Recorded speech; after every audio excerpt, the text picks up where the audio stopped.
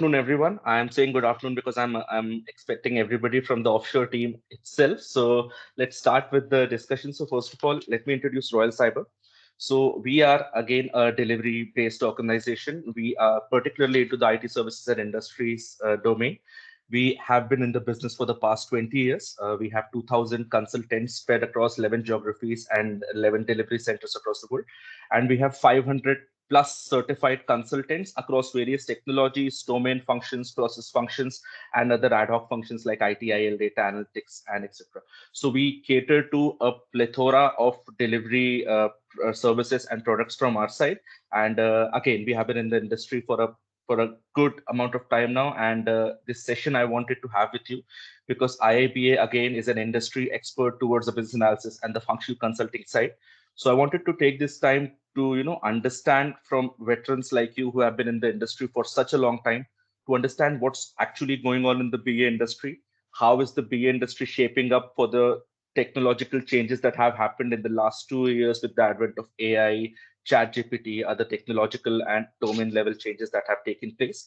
And we'll discuss on and on about it in the next 60 to 90 minutes.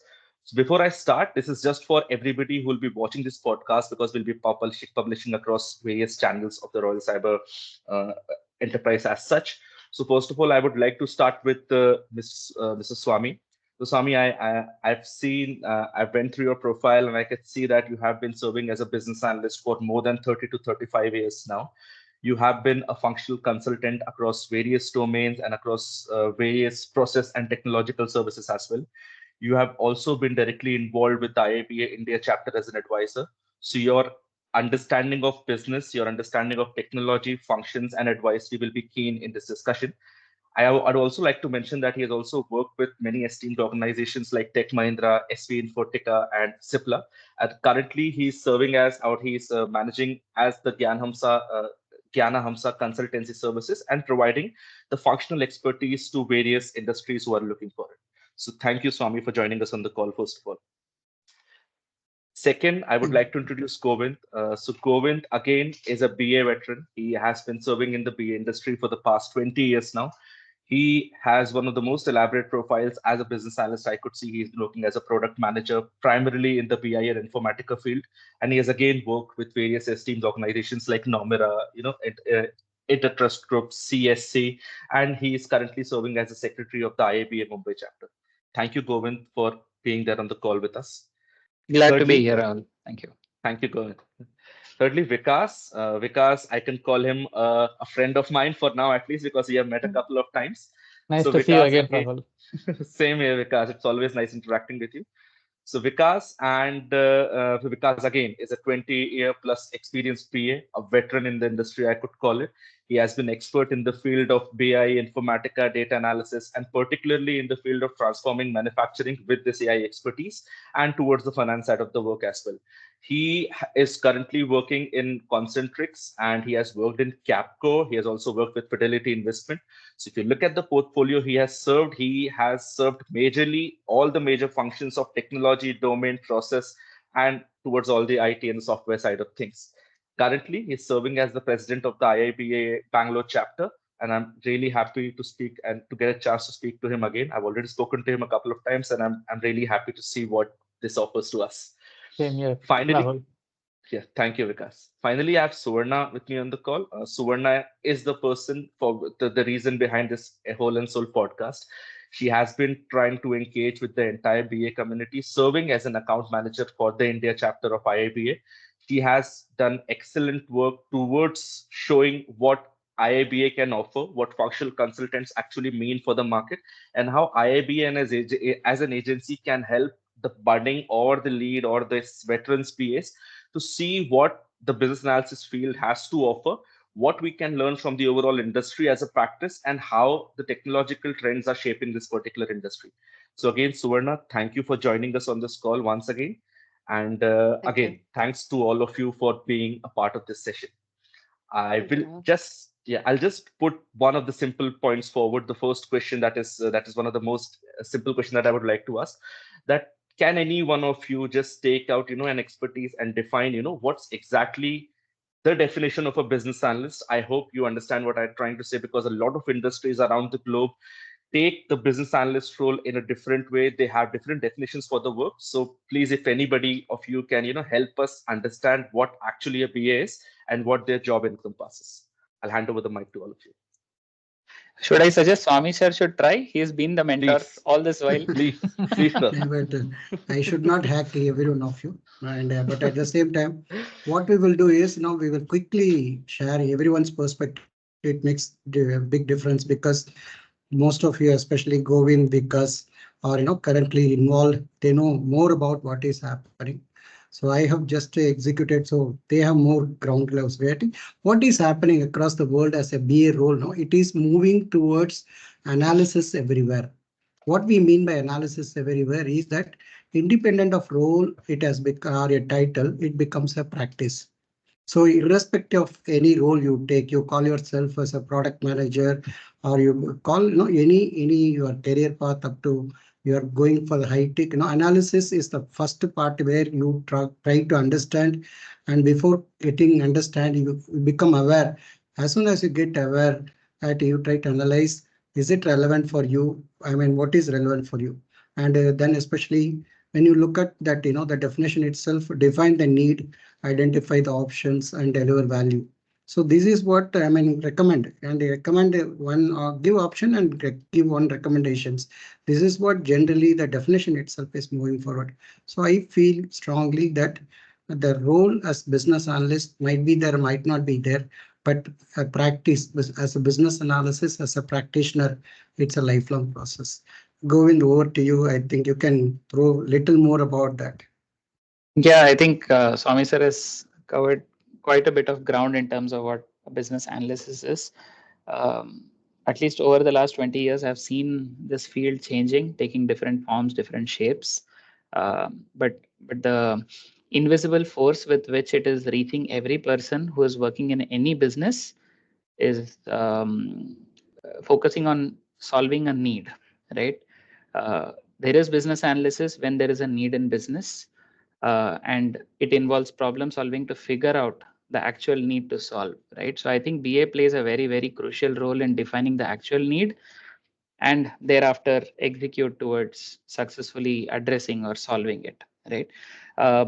One point I would say is it's difficult to, with all these community engagements that we've been doing, it's difficult to pivot how business analysis is now seen in the world, right?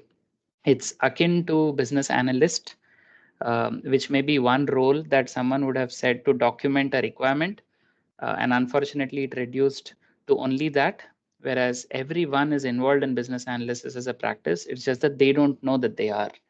So it's important to spread the word and explain them, are you doing this? This is business. Are you doing this? Is business analysis, right? And then map it to all the tools, the technology, the skills that have to be applied at different parts. So I would echo what Swami sir said. It is a practice. It's a mindset.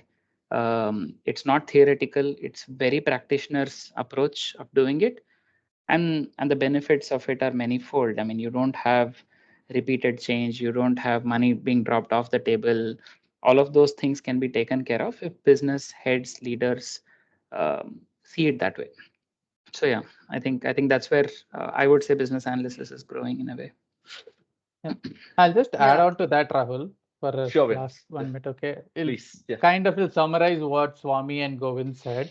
Okay. If I have to really define anyone who is practicing or who's a professional who is a business analyst playing the role, all they do is, they are the catalyst of change. Now that's the keyword, catalyst of change, who are problem solvers who bridge the gap between business and technology. Okay, that's kind of what it summarizes what Swami and Govind said. Anyone doing this activity that I mentioned, you could say they are business analysts. Absolutely, Vikas. So just to My summarize, yeah, please, Suvarna, yeah, go ahead. Sorry. just my take on this, because I'm probably the only outsider in this profession. I'm not a business analyst by profession. I'm an account Right. manager. I'm a salesperson by profession. But when I joined IIBA as an account manager, when I tried to understand what this profession is, what this practice is, my exactly echoing what they all said, it is not about a certain title. It is involved in everybody's job. Even my job has a certain amount of business analysis in it. And this is the message that IIBA as an organization is trying to spread. We want to tell people that it's not about the role business analyst or senior business analyst or junior business analyst. It is about being a business analysis professional in whatever work you're doing. So the titles that encompass this business analysis is huge. Different streams, different functions, different levels of the organization, and different titles therefore. So that's Absolutely. my, yeah. Absolutely, Suvan. And as all of you mentioned, I would also like to just add one point, which Govind also summarized, that BA work or the Center of Excellence work on the functional consulting side is taken on as a vertical in many organizations. It's actually a horizontal. So it goes around from whatever fields of work you do, even if you are in the cost center of the business, like on the marketing team, the HR team, or the finance team, everywhere a BA has a role to play. And every single BA who works in that particular domain has a different value to add on. So it's something that we cannot summarize in a line or two, but it's something that goes ever and beyond this entire organization capabilities and how to make an organization better overall, to make the changes happen and to make them happen at a good rate and a good quality. Yeah. Ultimately, he is a trusted advisor. That is what I'm Yes, demonstrating. I'm an advisor for all absolutely. chapters. I'm just an advisor in the sense that's a way. He should become a trusted advisor, independent of the role or title. He become a trusted advisor. That's what he tried. Right. Right. Swami sir, to continue on that point, I would just like to add another question actually to this. You have seen BAs working across industries, technologies, functions, and everything. Can you please quickly summarize 3 to 5 top competencies that a business analyst should have so that he can he can actually say that I am a good BA?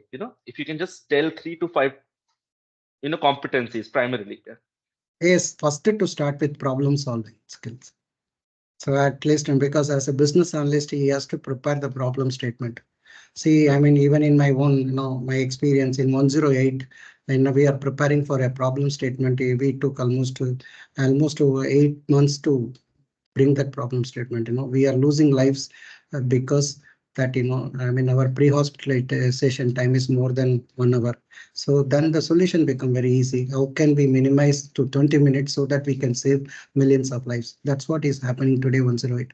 So what I mean to say, first and foremost, first competency, which I feel in my opinion is how we can identify the problem, understand the problem, and bring a statement which is shared understanding of the problem. That is the first thing that I feel that. The second skill which I definitely putting is a system thinking person. When I say system thinking person, okay, you solve the problem, but how do you put it into a, that is what the whole business analysis body of knowledge is built in, like, input, task, output, outcome, and it is connected and tracing and tracking towards goals and objectives, key result areas. This is what it is really happening. So I feel that system thinking is the second part, because as a business analysis professional, you can't work with emotion, you have to work with the system. So you are part of the system. And the third competency, definitely it is communication skill, because you have to interact with that, how your articulation, how you articulate it to the customer, so that, and end of the day, you have to elicit the need. As a business analyst, you have to elicit the need, and a stakeholder need not be a business need. Business need is different, stakeholder need is different, and the system or the overall system need is totally different. We don't know all these things, so to bring that, that communication skill is the third part which I really feel. And the fourth and most important is tools and technologies, especially that ChatGPT world, to what extent he leverage and use that. For example, today is AI, power of AI in his. So this is the fourth important competencies, which I definitely think that, this is one of the skill which we need to put. And then definitely fifth but not last is behavioral characteristics.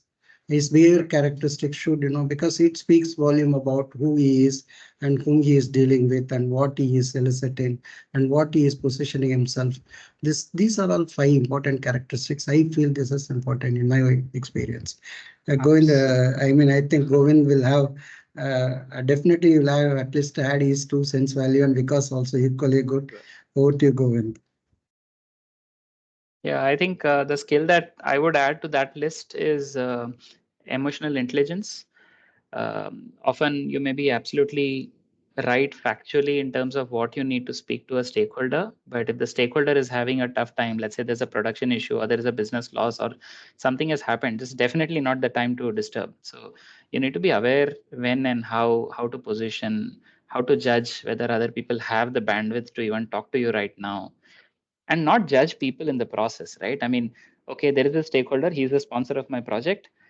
He has to give me the time. So I go and ask for time. If he doesn't, I have every reason to escalate. There are BAs like that as well in the industry. Right. But then if you first start with relationship, then talk about work, that often results in a success in terms of change, right? Because people don't come with a mindset saying that, yeah, this person is just there to make more work for me. They will say, oh, here's my friend, he is out there and he is the expert at the product, so I need to find time for him. There's a different switch that happens. So I think EI is a very important dimension, very broad word to be honest, but being savvy politically, I think that's the starting point really. Absolutely. So, Govind and Vikas, continuing on the point which Swami sir mentioned regarding the use of AI, generative AI, and ChatGPT, I can see from your profiles that you have done elaborate work towards this particular technological advent that is happening.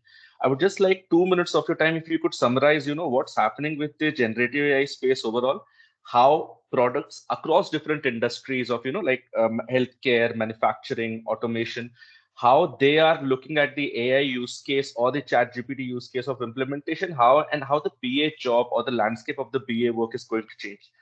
I'll start with you, Vikas, if you can, start with that. Yeah, thanks. I think Swami touched upon it. It's one of the most important aspect and most talked about as of today. Of course, a lot of businesses are experimenting, trying to adapt, but the person who's leading that change is business analysts, and I'll tell you why. Okay, now a lot of organizations, a lot of clients are hearing about what GPT can do or Gen AI can do, but there are very few ways that somebody can explain them how is it going to impact them, and that's where Right. the BAs are leading.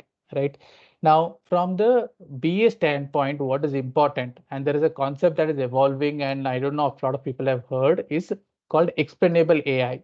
Right? That's the term that is coined, and that is where they are looking at BAs picking that, where they are going to be able to explain how this AI is going to be impacting those them in a business standpoint. Right? Because data is available. Who's going to communicate and build that story around what that data is going to do to you is something that the business analyst will lead. And I feel that is the change from a role. And I'll switch to a different part. One thing that has been a lot talked about is BA role going to be relevant because everything is going to be chat GPT, right? It's to every other role. And I touched upon it just now saying there is data, Right. easily available access to information, but the way it has to be communicated to the stakeholders, meeting their requirement is still going to be one of the distinguishing factor where the BA will be uh, required. The velocity of what they were delivering will improve if they adapt these tools, and I'm looking at all BAs adapting this as they move forward. So, in anything you want to add? Yeah, I think I'll try to take a contrasting view just for the sake of the discussion, right? I Please be mean, the while I'm devil's also a advocate, fan, Govindo. yeah, Very I'm good. also a fan of Gen Yeah. AI and everything, but Right. I think to err is caution, right? People are going. First of all, I see it as a major hype, not because it is a technology advancement. It is because it is a disruptor, and everyone is probably lobbying in their business lines in such a way that they can make the most out of it. I mean, people who enter first will basically make the most money, clearly. So everyone is getting into that wave of change. And people who have half knowledge are getting royally beaten in the process, right? either the path for a business analyst professional would be to first understand what they are dealing with before they actually start jumping and using it, right? So there are very nice courses that are available. There are certifications that are available from tried and tested organizations. Unless you understand how an LLM works, how do you understand how an image, DALI works, how various tools that are there, Midjourney works, right? Behind, right? Not on the UI, but actually in the background, you would not know how the data is moving. You would not know what are the risks that you are getting exposed to, the compliance challenges that you may have. And that's one reason in banking and financial services industry, people are very, very cautious about how they enter into this space right now, right? Right. I see the industry that's really ahead in this game is e-commerce, followed by retail, right? They are doing everything they can because there the margins are very narrow, right? Unless you have an advantage, you really can't position yourself from a growth perspective. So they have to experiment, but the risk that they have is the data that they're exposing it to is their data, right? Whereas in banking and financial services, there's a lot of common data. You've heard of blockchain and KYC and things like that. You're using a lot of personal information of your clients, of your stakeholders. Putting that to test into these LLMs could actually mean losing licensing of the banking, losing entry into markets, all of those things, right? So compliance teams are actually stopping. Like, I'll give you an example of a recent conversation I had with an industry leader. They opened up Copilot, which is the Microsoft's AI engine within the organization. And within 2 weeks, there was a risk event that happened. And they shut Copilot integration within the infrastructure. Why? Because people didn't know how that information is going where. And they found that the traces of the client data is actually on public domain. Yeah. Now, It's a there big is that security risk. breach. Yeah. It's a big Sorry, go security ahead. issue, and the clients will obviously come back and say that, I mean, I am giving you my data because we are contractually obligated to share. But if the data that I send to you goes and sits on the cloud and I have not said okay to it, I'm going to take you to court in case you do that, or if I get to know of it, right? So people on the risk of losing a client don't want to experiment with these technologies. Govind, one question over here. So you mentioned about the legal compliances, and on the on the legal side of the work, that we need to be aware that what data is actually getting published. Like different geographies have different compliance levels, legal norms as well. So at a BA level, since this technology is absolutely new, we don't even know exactly or totally how it functions. Does the responsibility of maintaining the legal compliance and the the compliance side of it also come in the BA's purview, or is it at an organizational purview? What are your thoughts on it? I would say using these tools or not is a solution decision. It's not the problem decision, right? Right. Now, BA's role pivots more towards understanding the problem to be solved and what benefit it can generate should we solve this problem, or is it a problem that's worth solving? The solutioning of that involves technical teams. It's not the BA's lookout to decide on what technology to use. He may have a role to play to influence the process, but he is not the one pointing his finger to say, yeah, let's use generative AI for this. He'll be shot first within the organization before regulators do that. So I would say business analysts or people who are in that space, they need to first understand how they work with data. And the biggest value add that BAs provide in the current state of disruptive markets is context. And I think Vikas touched upon that in a way, right? Yeah. If you do not understand the business, you don't know how these tools can solve your problem. Help you. Right. And do not race to solve a problem unless you know the problem in the first place. That's the last thing you should be doing. So all these tools are giving you, I mean, I have this wagon wheel that I found somewhere, right? Which basically is plotting close to 400 odd generative AI based tools that are out there for different use cases. Now you go to all of these apps, you go ahead and download all these apps and try experimenting with them, great. But do not do it in a company's premise for sure, because you don't know what you're dealing with. Exactly. Right? So how do we sell? I mean, you're in the services industry, so you'll probably relate to it. You have a product. I want to now find a client who can buy this product. Business analysis profession is the opposite of it. I have a client who has a problem. Now, do I have a product that can solve it? Or I need to create a product, or I need to enhance an existing product. So BA's path is a more structured, folk target based approach rather than, okay, I have a product, how do I sell it? So generative AI, I would say BAs don't have to worry much, but it makes their life a bit easy to paraphrase, to summarize, to use some of these things. Right. Perfect. That's See, what the overall thought is, Govind. Yeah. Please, Swami sir, go I ahead. just Sorry. want to add a couple of things. Actually, they spoke from the enterprise perspective, but as a business analysis professional perspective, I would like to add, the first and foremost thing is that what is, I mean, first to start with, my premise is that, AI will not replace your job, but a person with the AI knowledge or AI tool knowledge will definitely replace your job. So this is very important that you should know that, how I can use AI to my daily business analysis practice.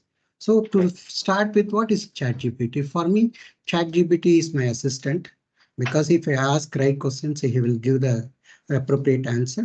Then sometime he is going to be a teacher.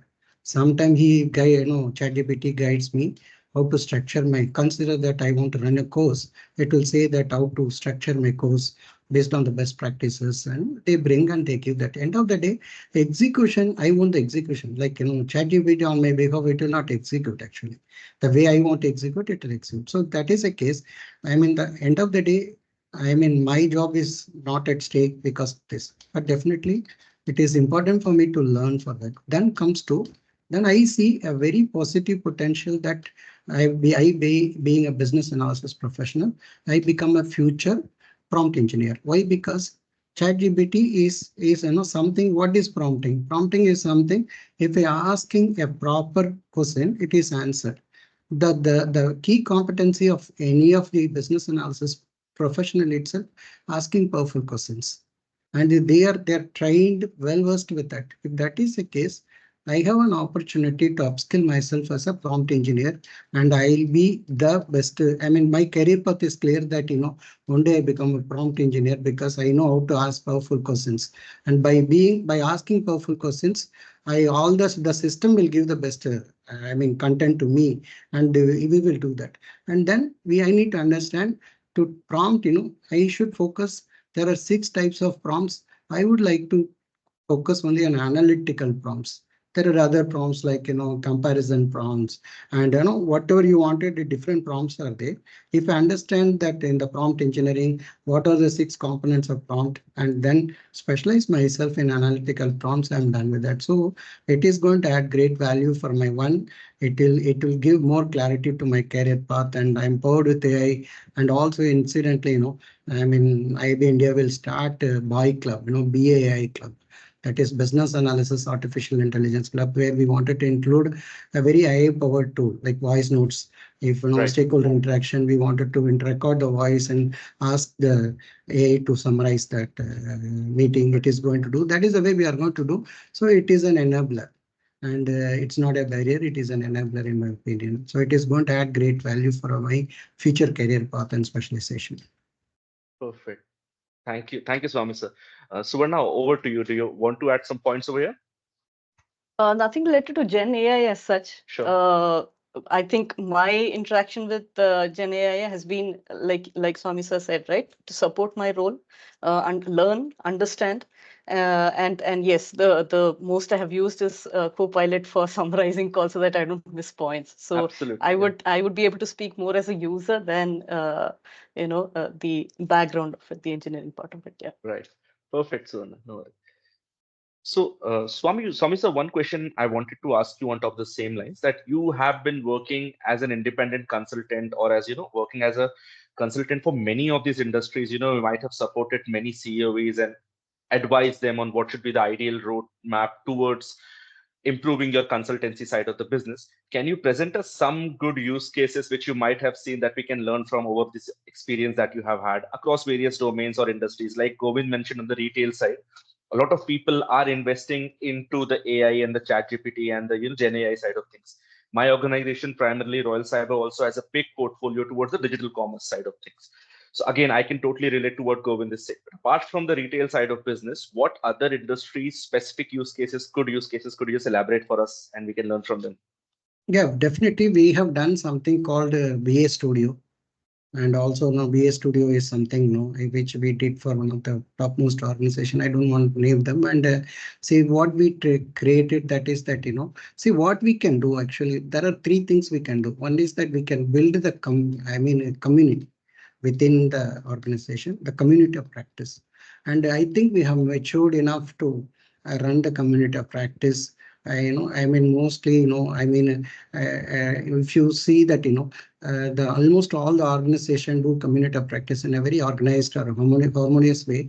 So that is the practice in which where we can bring people to participate and do whatever the best they can do. That is one part we can, which I'm doing right from my outside my Tech Mahindra. The moment I retired from the Tech Mahindra, I'm doing it. And another thing which we can definitely do is a competency development. And the competency development is something like how I call competency is that individual ability is converted into capability and capacity of the organization. And the capability and capacity, the right tools and technology we leverage, then it becomes a competency. The competency can be at the individual level or organizational level. And if we do that, then we can ultimately deliver value to the customer. At the end of the day, what is that value we are delivering to the customer, where he is willing to pay to us, and he see our value is more than the payment he is making it. This is where the competency development. The third is which you spoke about is a center of excellence. See, the center of excellence is something which is a kind of, I call it as an experimentation, which we can do, but it is purely customized. Like, in the industry, if you ask me, the center of excellence, we have created healthcare COEs.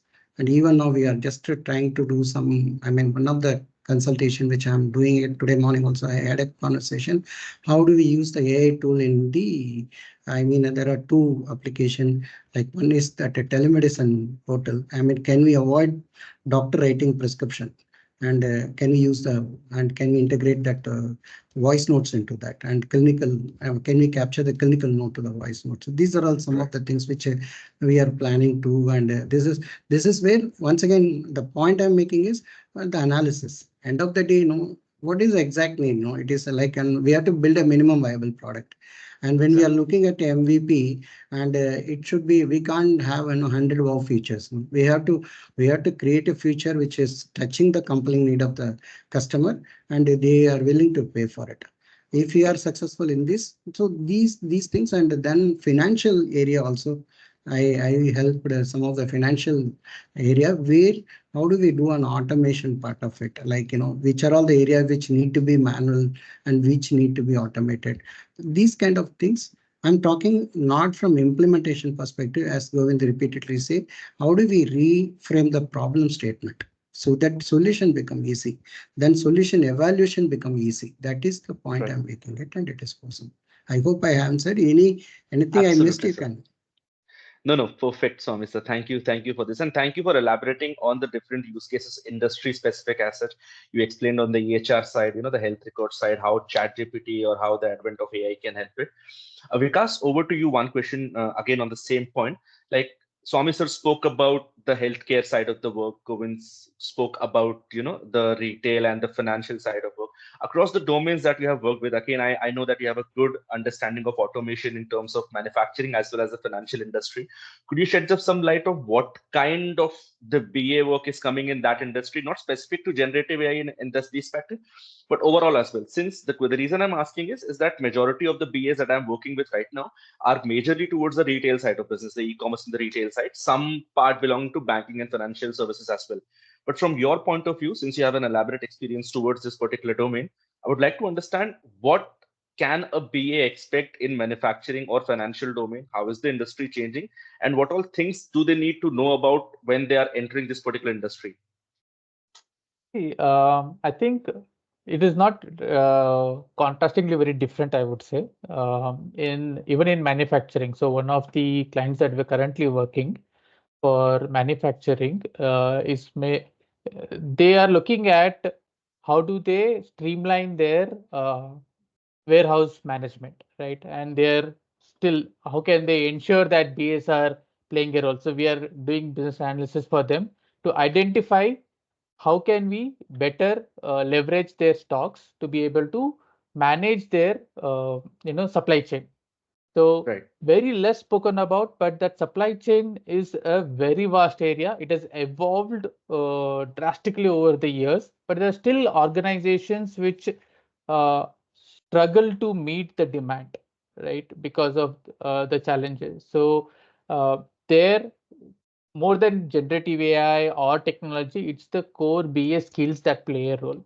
How do you Right. go about doing stakeholder analysis? How do you go about doing, your process flow diagrams? Because the process, how they do, is still very relevant to identify the challenge.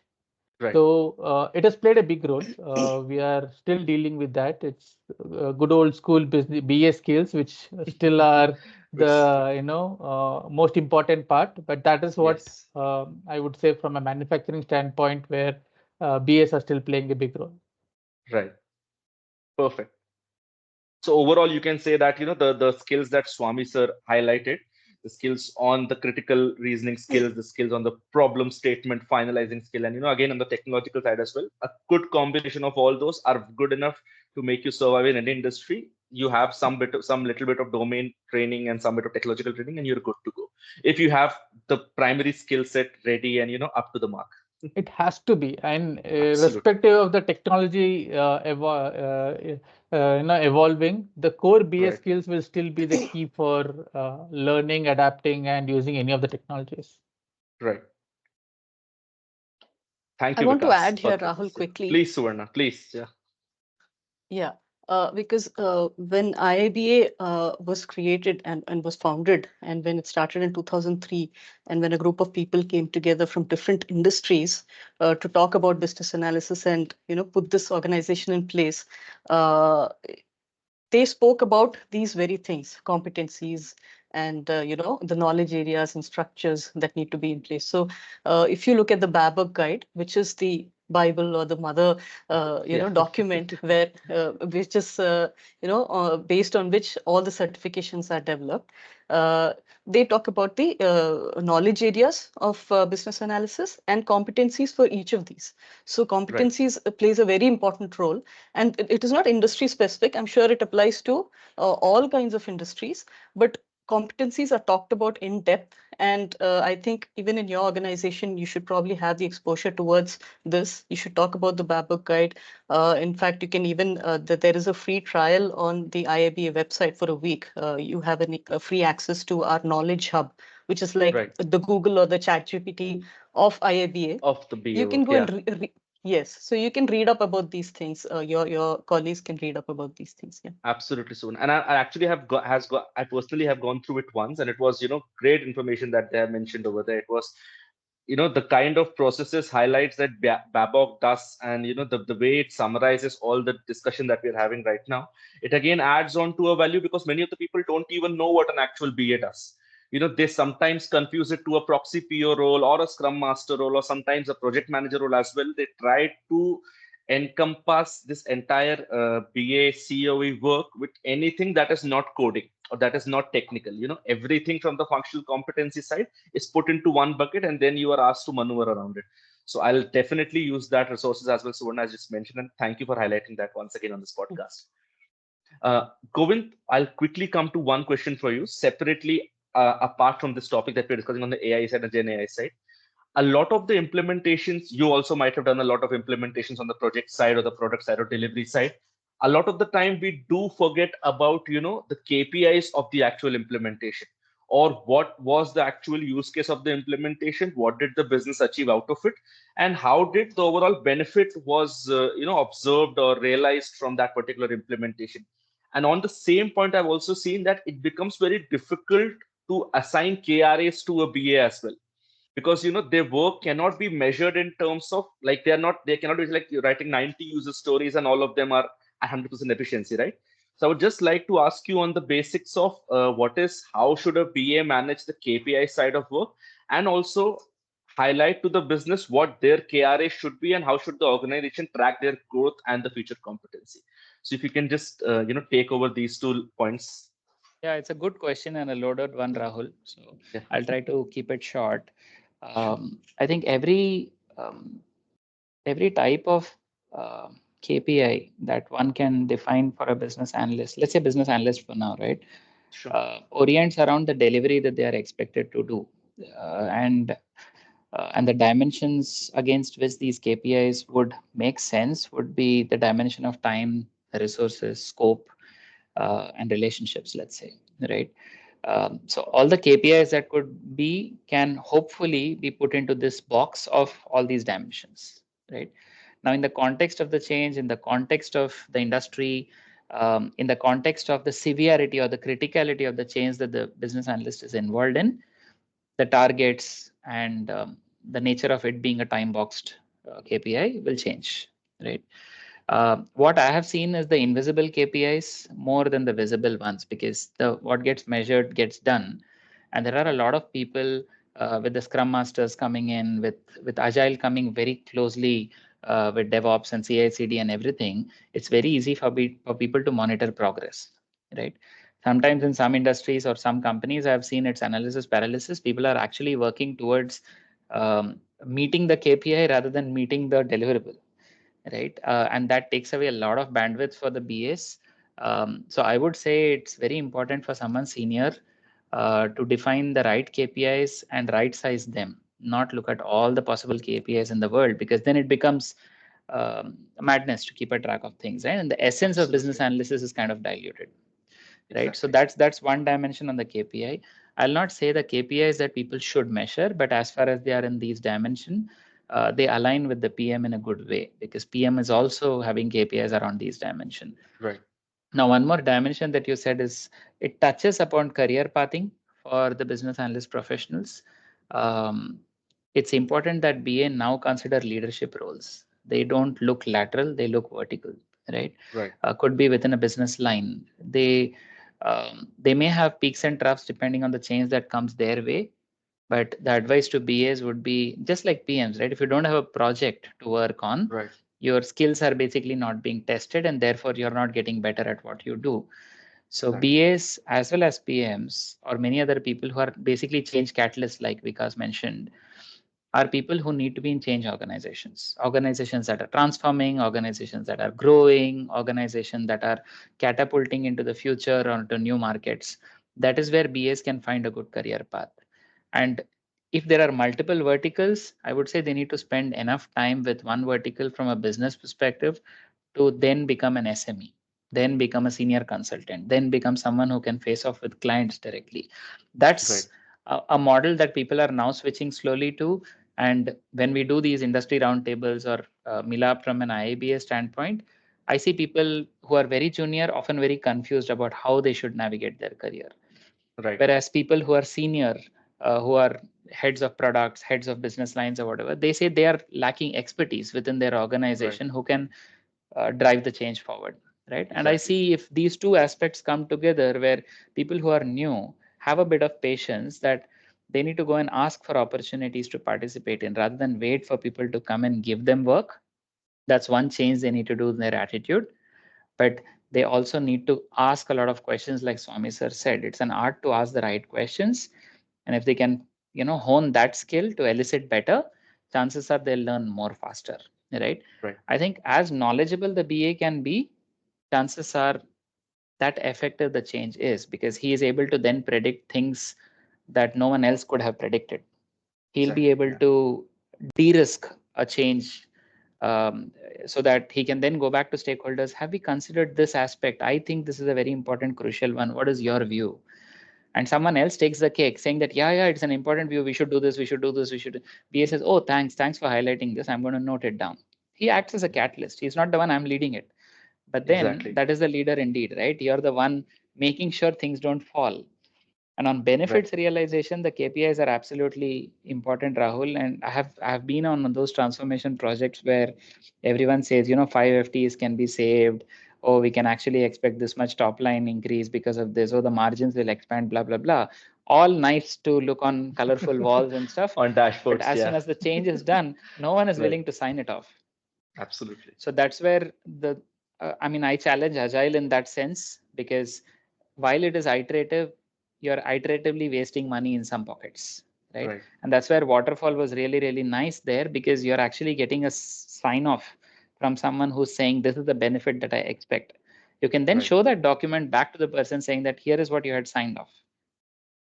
Now you please deliver that benefit, and you make sure the change is not concluded and it is rebudgeted again and again till the time the benefit has been manifested, right? So KPIs is at the leadership level as well. I mean, are they delivering the benefits that they initially promised before the change started? I mean, that's a very important KPI to track. I completely agree, Govind. When I was starting my career, Govind, I would just like to tell this to everybody. Somebody had told me that, if the positive attitude or the happy flow created an airplane, the negative attitude or the devil's advocate build the safety features around it.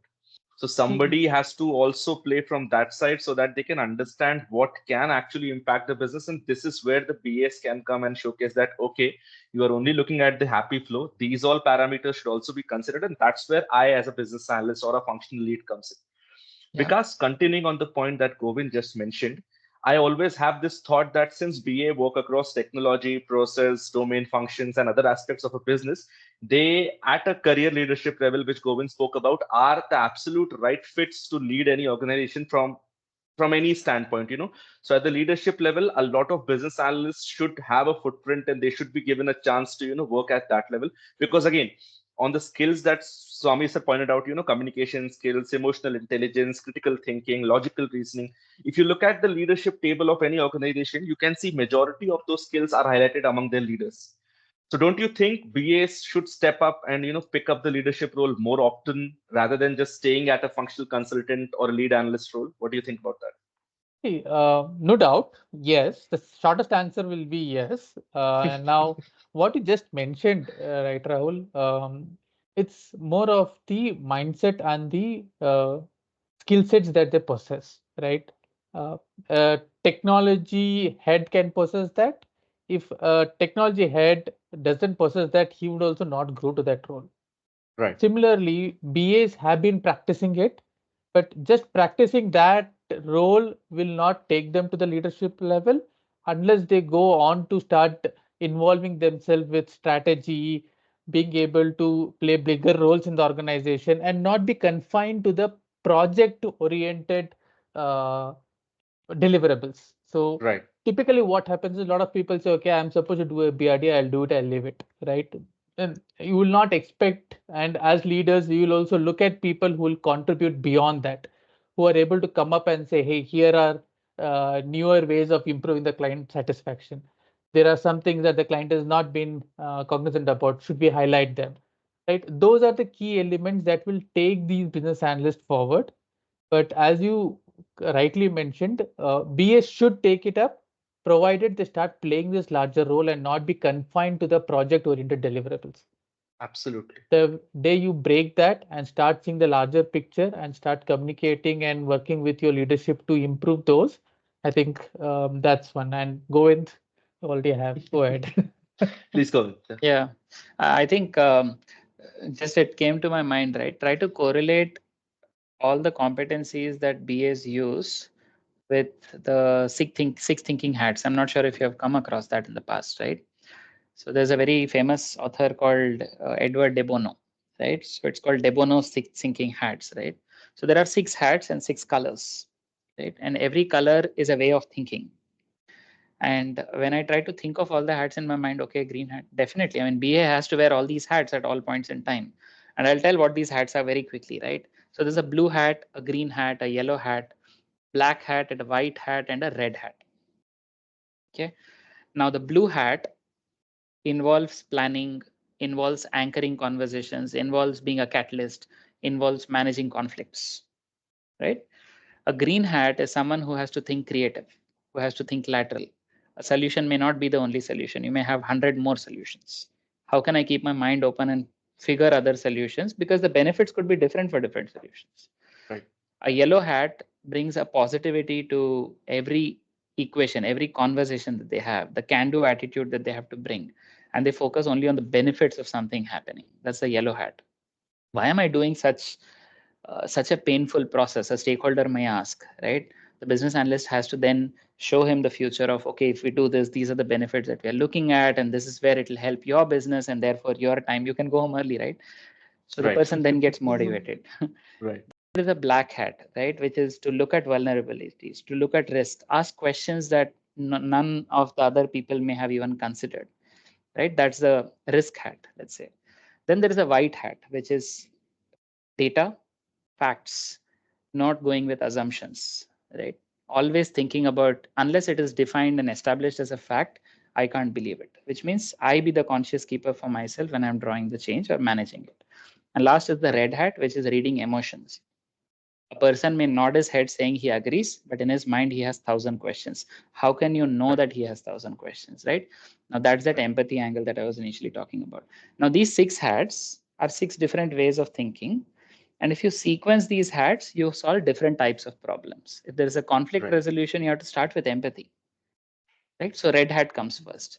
Like that, all these sequences can change. And I see a lot of use cases where a BA knows it all, gets into a conversation, gets beaten to the pulp, and comes out without a sign off from the stakeholder on requirement. I've seen that happen. But he's probably the best person we have in the product team who could manage this easily. Hey, what happened? How could you not solve this?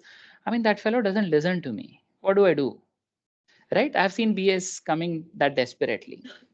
But did you ask him rather than telling what he should do?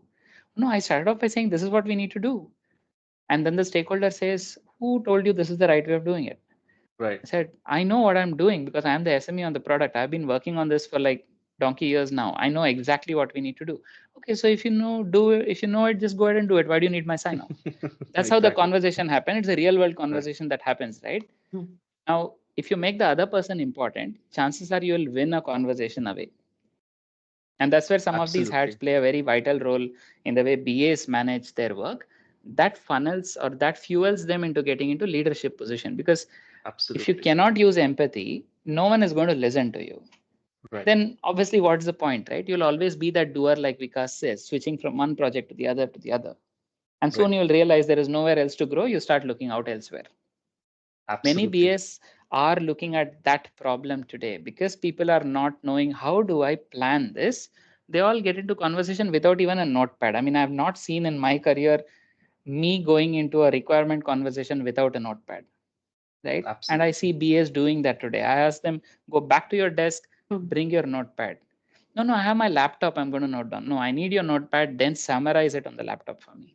Exactly. Right. So some fundamentals we need to push to the junior folks in our organization so that they know how to deal with this science. Otherwise, the science is getting flawed here. Absolutely. And Swami sir, Rahul, one question I would like to ask you. Rahul, Sorry to cut you there. Rahul, just before you ask a question, very important. I need to. I mean, what Govind and Vikas said. So I know many leaders who are CEOs, who are I can call out their name, managing directors. They are all started their career as a business analysis professional. Okay. Wow. So that is one part. How they did it because they have a passion and they package their passion in terms of mindset, skill set, and tool set, and he position themselves as a leader and they become a leader. So that leadership, getting a leadership is a more of personalized call, and each individual has to take it. But what I really wanted to tell about that IIBA is concerned, IIBA do 3 things actually. One is that through volunteers, we build the best practice and we create a golden standard. That is what we know. I mean, IIBA is known for golden standard for business analysis. Second is that we build competencies. I mean, how do we do it? We engage the academia, corporate, and community, and we keep building the competencies. Third is that we build the certifications.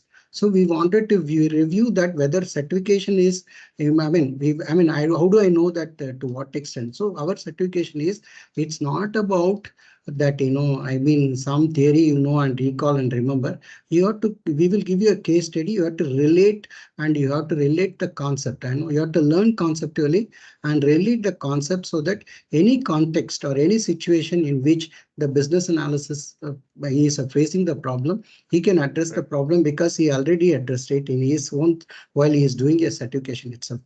We did not stop here. We created a competency model where we include something called the proficiency. The proficiency, if you call in your level, I don't know, companies like Accenture called it P1 to P5. P1 is something you are aware what needs to be done. P2 is that you can give real life example, but P3 is something you are skilled. And P4 is something you are an expert, you develop skilled people. And P5 is something you are a strategist or a master and you build more of experts. This is what simultaneously, if you look at our competency model, what we do is P1 to P5. When you move from P3 onwards, P4 onwards, already by default, you are a leader. P4, unless otherwise you don't manage the skilled people, you can't be an expert. You can't call yourself an expert. And if you Right. don't manage, I mean, 10 experts, functional leaders, you can't call yourself as a strategist or a master. This is Exactly. what exactly IIBA does it in a very clearly. The model is extremely good.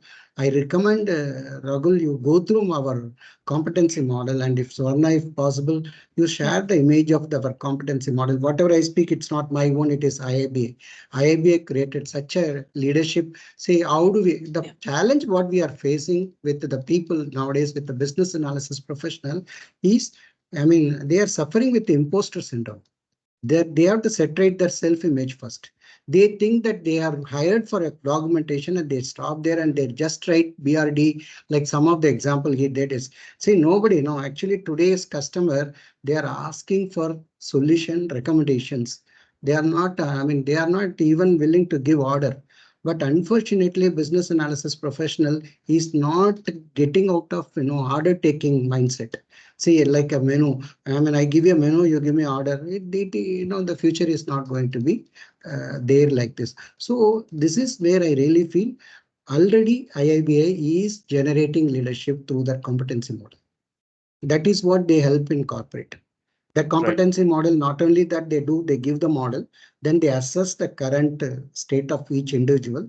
They create something called assessment, that's step 2. Step 3 is that they give a development workbook. And they say that in each step, how do we, by any chance you implement inside your Royal RC that, it's going to make a big difference. Absolutely. And this is at an individual level as well as organizations level. So a person can do a self proficiency check to see what level of competency he is standing at. There is a set of questions that IIBA has created, and you can take that test and see where you're standing. And this can also be at an organization level, like if your HR or your L&D wants to implement the practice. They can give these tests to different people, see what competency level they are at right now. And if you want to have them take up certifications, it makes it easier for your team to select who needs to do what certification in order to grow or elevate their competencies and grow in their career. Right.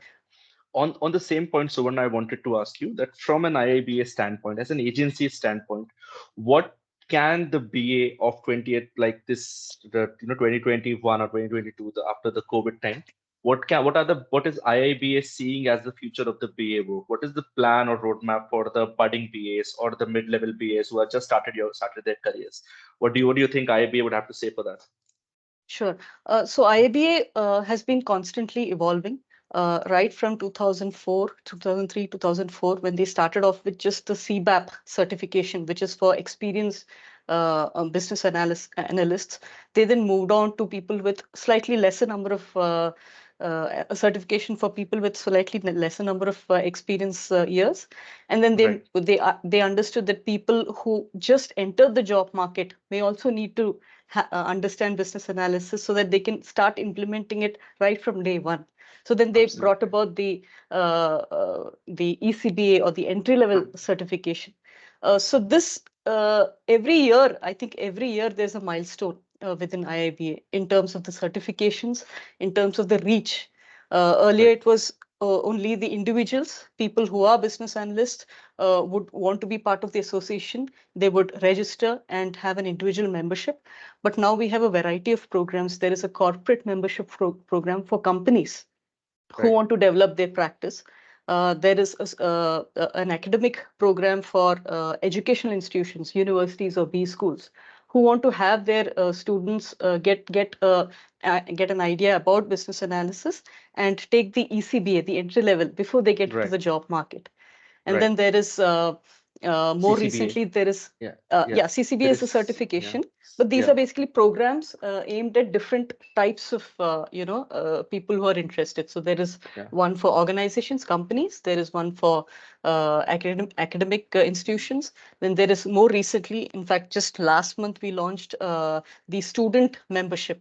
So it's priced slightly less. If you can show proof that you are a student of a certain educational institution at a lower level of a lower rate of membership fees, you can get the same benefits, same resources, and pursue the certification.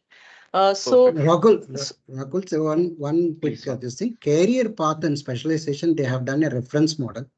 One Right. is, they can move horizontally or they can move vertically. vertically. For your specifically for your e-commerce area, something like cybersecurity analysis is something vertical certification, which you can take it up, and thereby what happens, they have defined the roles and responsibility at the strategic level, at the tactical level, and as well as at the operational level. So Right. if you're looking for these kind of reference model, like there is something called a career path and specialization. That reference model can be customized for your organization internally, and also say ultimately, how, like Govind said, that I may move horizontally or I have to upgrade your both possibilities. There is a reference model is available. I'm sure Right. this career path and specialization. And another thing, as I earlier mentioned, everybody can become a pitch of like the ChatGPT, the prompt engineer. It is something which is going to happen. It is going to one more vertical for our future, that how AI influence that business analysis. This is also one of the vertical specialization. I'm not telling on behalf of IIBA. Definitely one day, because IIBA capture the voice of BA. So one day Right. it will also become a part of it. Absolutely. Yeah.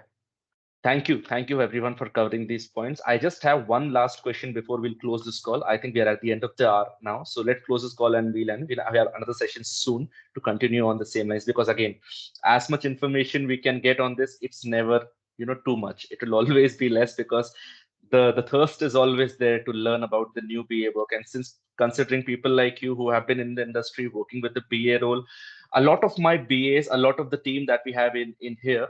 So, like Swami sir, I just want to start with you as the question, because you mentioned about the competency matrix vertically and horizontally as well. A recent lead business analyst in my organization and came to me and asked me regarding, Rahul, what is the career progression for me beyond this point?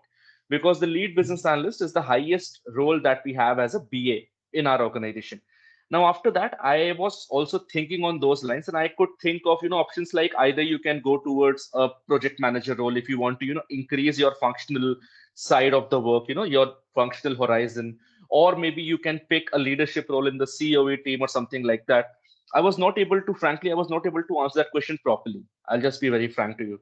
So I just wanted to understand that if somebody has already reached the ladder at the top of their COE team, let's say from a BA practice standpoint, what do you think, or what do you recommend? This is for all of you. What do you think you would recommend in two simple points or two simple lines their career or their thought process should be to evolving their career? So my first question to them, like consider Rahul is asking me the question, I'm a lead business analyst. What is my next? Then I asked Right. next 2 to 3 years, where you want to become, where you want to become in sales, you want to become in delivery track, or you Right. want to become solution track. I asked this. Right. And if we say that solution track, because he is a lead business analyst, he can't give solution. He can either be in sales or delivery. 99% of the people will say that I'm in delivery. Then next question to me, you wanted to become a product or a project or a platform or a process. Then next my question is where you want to become. So he says that he is a product area. Then you Right. want to become, then if that is the case, you 3 years from now, your role might be you become a product owner. Are Right. you willing to become a proxy product owner immediately? As a lead Right. business analyst, you can start your thing right now. Can you go to your product owner and say that I want to become a proxy product owner? Then my Right. next question is, do you know what kind of frustrations and worries he undergoes as a proxy product owner? Do you know that? Because it is not that there is no straightforward method. See, after all, you are paid for the pain your customer is undergoing. Right. That's a very simple this thing. So if that is the Absolutely. case, I will ask him that what is the pain which you wanted to address with your skill, knowledge, and competencies. Focus on that and get it done. So my opinion is that then he has, being a lead business analyst, he has multiple options today. One is product, and of course now I have to add one more thing, technology stream. In that, chat or chat GPT also. So you really, you are very passionate and you are a powerful, your competency is asking powerful question. I mean, pitch yourself as a prompt engineer, because that is a well paid this thing, and start working on that and learn to ask right questions, understand the tools, which really help you to become a better prompt engineer, understand the components of prompt engineering and go for it. And first do a prompt engineering job for your own organization right now. That is a way, and the opportunities are plenty. Are you willing to look at it, and are you willing to give your time to learn, practice, fail, and implement, fail, then learn like that? Is that the opportunity you are having? That's what. So there are a lot of opportunities, and business analysis has got a very important because he always do a stakeholder engagement. So he will be a good he will have an excellent communication skill, and he has both. I mean, he can in this world either he can be a front end or back end. He can do a best front end. He can become in the sales interface or customer interface. Is there? He has got a lot of opportunity. Back end, I mean, with leveraging that chat GPT or generative AI or predictive AI, which is coming up, he has excellent role. All that is, he is willing to upskill himself. That is the person he need to, and he has to be very focused way he has to upskill himself. Perfect. Thank you, sir. Thank you, Swami, sir. Vikas, Govind, a couple of minutes from your side. See, let me, Govind will do the best when we end. So let me go first. Okay. Let him summarize. Yeah. See, I think to the question Right. that you asked, right, there are two ways of looking at it, right? First is organizations should also look at why do we stop BA's COE at a lead level, right? Why can't there be a manager business analyst? Why can't there be a senior Right. manager business? Why can't there be a director business analyst? Of course, the role of the organization is defining at what role, what responsibilities they will play, right? So that is important. So you shouldn't always restrict a particular designation, because I have seen VP business analysts as well. There's no harm in it. And of course, Right. they play a very strategic role. So that is one part of it. It is very important to define from an organization standpoint. Okay, you can still progress in the same, but what will be your role? And even in that, there is people management and individual contributor. I will never Absolutely. say that only a people manager can go to a VP. That's a notion that has been that notion has been wiped away from many organizations. A lot of organizations I have seen. Now, the second part from a business analyst standpoint, Swami covered that to a large extent. There is this account management as one of the major things in delivery that really BS are progressing, right? If Right. you have been working on a client, especially in the service industry, how can you ensure you are part of that account and ensure to keep bringing more and more into that account, right? So that entire account management can be BA's responsibility as we move forward. Absolutely. There is also pre-sales, which is very important. You have been playing that role to a large extent, Rahul. I have been Yeah. playing that role. A lot of us have been playing role. Bringing new businesses is a competency that BAs have because they know the products of the organization really well. They Right. know the services. Of course, they will not have every single aspect of technology, what can be done, how much time it might take, but that is why your technical heads are there.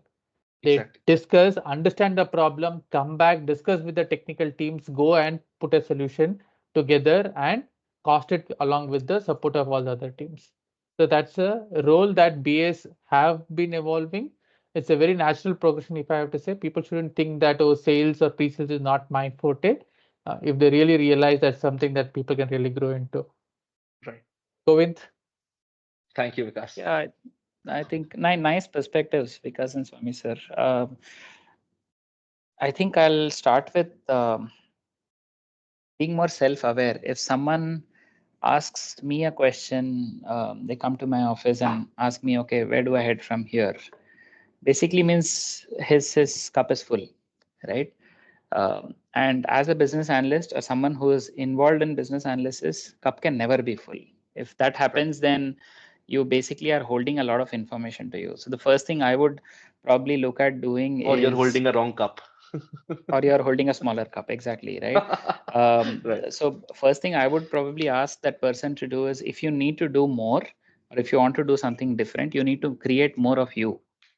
Where are you with that, right? What is the pipeline, right? Because I cannot afford, I mean, I'm saying it like a business manager, right? I cannot afford losing my A class business analyst who's the SME on the product, who I pull in for pre-sales, who I do consulting assignments with the client, and also manage technology, manage business. And it's a very complex process that the person does, right?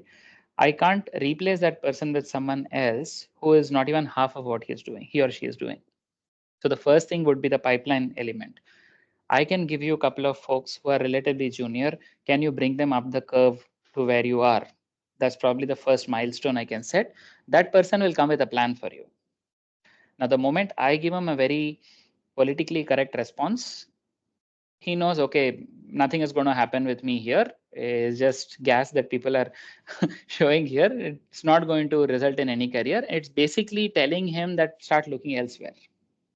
And to Vikas's point, if the senior management and leadership is not focusing their attention on this practice, chances are employees know it first than even the middle managers or the supervisors or the module leaders knowing it, right? So I would say pivot it back to the person, ask him a question that allows him to figure out the direction he or she wants to take. The second thing I would say is for any professional, not necessarily a business analyst per se, for any professional, their career is their responsibility, not the management's, right? The management will always see the value you create in your role. And if you're not able to create enough value, are you looking for the right problems to solve? And like Swami sir said, if you have a lot of stakeholders that you have been working with, chances are you have a very strong network in the organization. You can figure out where change is hard pressing, and you can actually start having conversation before your role even changes. Who knows? I mean, you land up with a very complex project for the organization. So there is always, and those things will happen, right? You can have change director, you can have change lead, you can have vertical lead, you can have all of those roles that can be created for you to support your compensation, etc. But it has to start with solving a problem that no one else is able to solve. How can that person be that person, right? It's basically his or her career that they have to challenge. So I wouldn't tell them, we should have a conversation with HR. The second thing I would focus, which we are doing as part of our Win and Van, right? So in IIBA chapters, we are doing what is it that the academia are supplying, like the students, the college students, what are they bringing? And what is it that the industry really needs? What are the problems that they are not able to solve today, right? We are trying to bridge that as IIBA chapters. Now, when we did the roundtables, we went back to the community. We got questions from the community, go back to the roundtable. When we are doing that kind of exchange, we realize there is a gap in many companies not even considering this as a complex practice.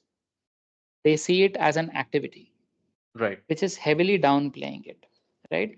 So and so that people who are actually hiring these kind of professionals with unique set of skills, they do not know how to ask the questions in the interview to find the right person.